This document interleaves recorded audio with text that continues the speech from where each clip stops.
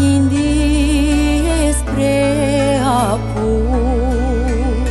Sfânta Maica lui Iisus, lângă Fiul ei iubit, sus pe cruce răstignit,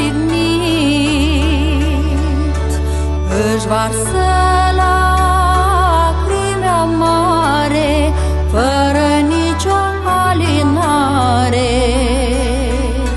Privește la cer în sus, se roagă pentru Iisus, se roagă lui Dumnezeu să-l scape de chinul greu, că durere nu-i mai mare să-și vadă Fiul cum moare.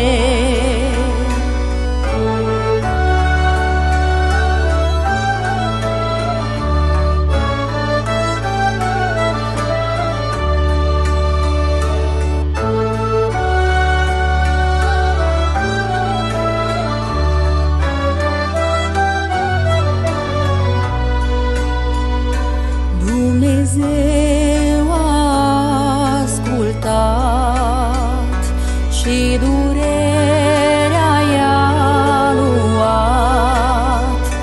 S-a întâmplat mare minune, a înviat după 3 zile.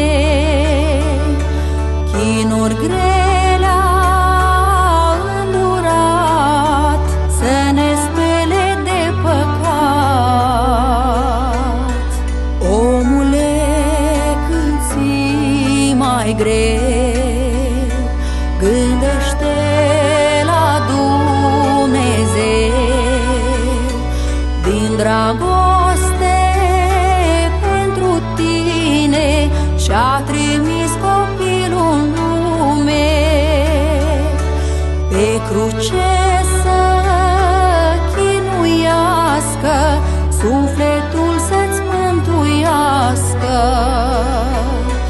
Să fii bucuros, creștine, ziua cea de Paști când vine, și să crezi